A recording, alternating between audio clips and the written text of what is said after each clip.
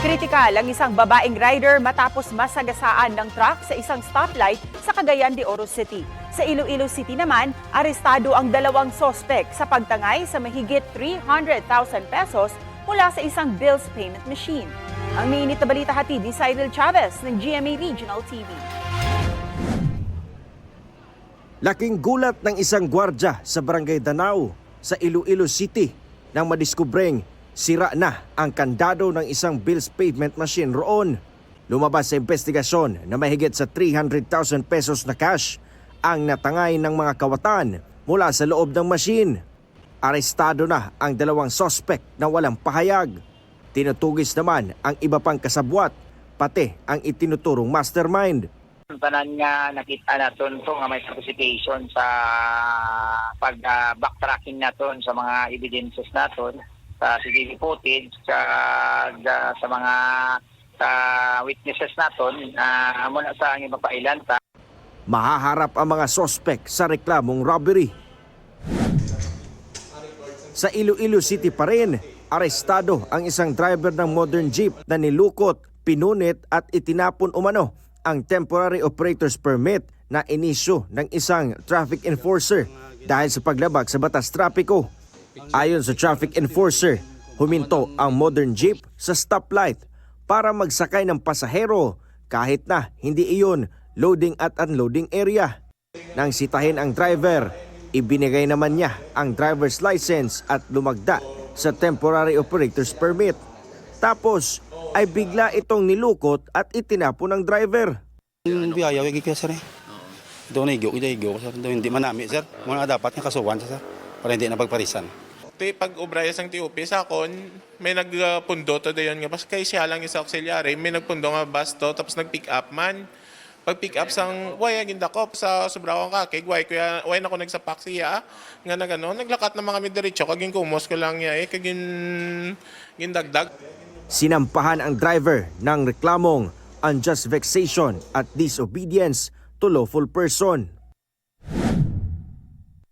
Kritikal ang lagay ng isang babaeng rider matapos madisgrasya sa intersection ng National Highway sa Barangay Gusa sa Cagayan de Oro City.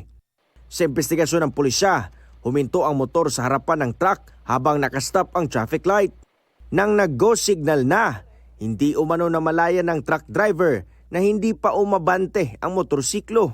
Niabante na ang maong truck, wala daw nakita sa driver nga ang motor nasa iyang atubangan, motong nakabante siya. Unya ang mga vendors mo may nakakita, gisinggitan sa mga vendors, motong naka-apply siya og brake, pero naigo gyud ang katong driver sa ligid sa iyang truck. Sugatan din ang kapatid ng rider na angkas niya noon. Nasa kustodiya na ng pulisya ang truck driver na posibleng maharap sa reklamong reckless imprudence resulting in serious physical injuries. Hawak na ng pulisya ang CCTV footage pero hindi muna nila ito inilabas habang patuloy ang investigasyon. Cyril Chavez ng GMA Regional TV, nagbabalita para sa GMA Integrated News. Isang lalaking sanggol ang natagpo ang nakasilid sa eco bag sa Agoncillo, Batangas. Nadiskubre ng isang residente ang iniwang eco bag sa may kulungan ng mga manok. Rumesponde ang mga otoridad para tingnan ng sanggol. Inimbestigahan na kung sino ang nag-abandona sa kanya. Sa ngayon, nasa pangalaga muna siya ng Municipal Social Welfare and Development Office. Maayos naman daw ang lagay ng sanggol na binigyan ng palayaw na Baby Moses.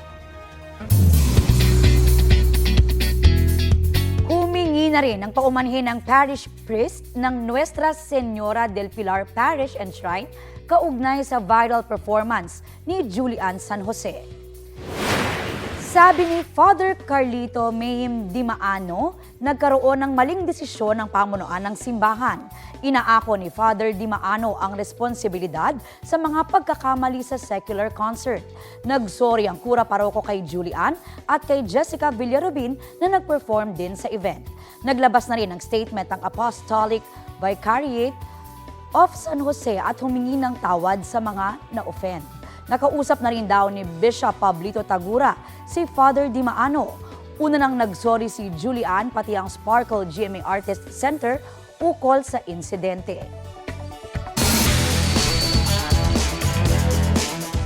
Inianunsyo na ng Spanish tennis legend na si Rafael Nadal ang kanyang retirement.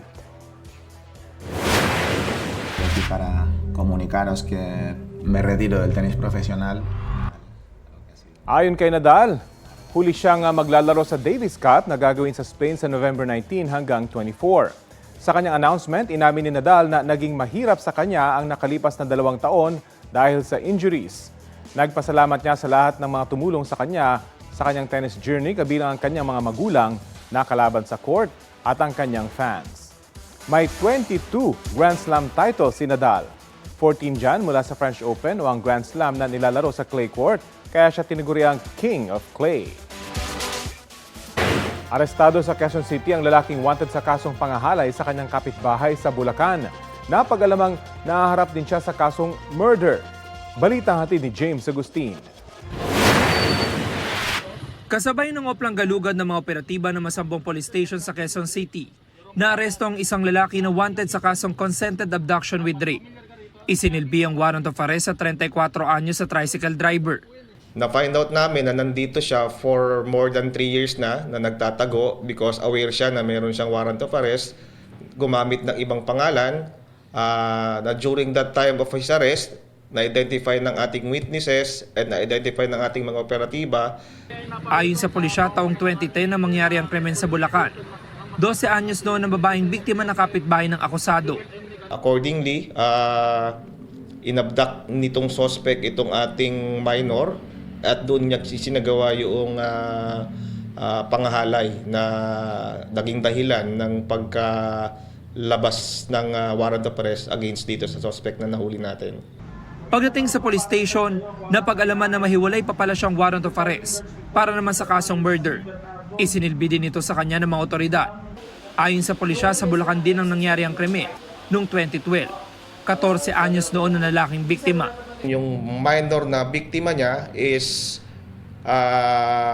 naglalakad sa kalsada, hinarang niya na during that time itong ating suspect ay lango sa alak at nasaksak niya itong bata na naging sanhi ng pagkamatay nitong minor na biktima niya. Una sa most wanted persons list ng Masambong Police Station ang naarestong lalaki. Tumanggi siya magbigay ng pahayag. Sa Asgado na po ako kasalita. Pero alam niyo kung may warrant na sa inyo? Hindi ko alam, sir. Asgado na po ako kasalita. James Agustin, nagbabalita para sa GMA Integrated News. Isang pagtitipon po ang idinao sa Bonifacio Global City o BGC sa Taguig para magkaroon ng ugnayan ang venture capital investors at mga start-up sa Pilipinas. Pinangunahan po ng TNB Aura, isang venture capital firm na nakatutok sa Southeast Asia, ang event na tinaguriang VC Socials. Dumalo riyan ang investment arm ng GMA Network na GMA Ventures Incorporated at startups mula po sa iba't ibang industriya. Nagkaroon po ng panel discussion na nilahukan ni GMA Ventures President and Chief Operating Officer Reggie Bautista, mga opisyal ng TNB Aura at isang partner firm. May malalim ng partnership ang GMA Ventures at TNB Aura na nag-invest na noon sa mga startups sa healthcare sector.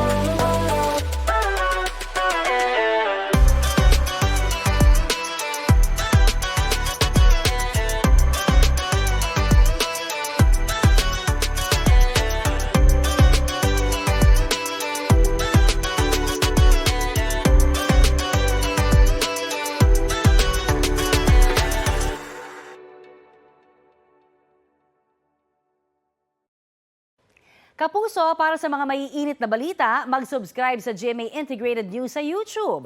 Sa mga kapuso naman abroad, subaybayan nyo kami sa GMA Pinoy TV at sa www.gmanews.tv.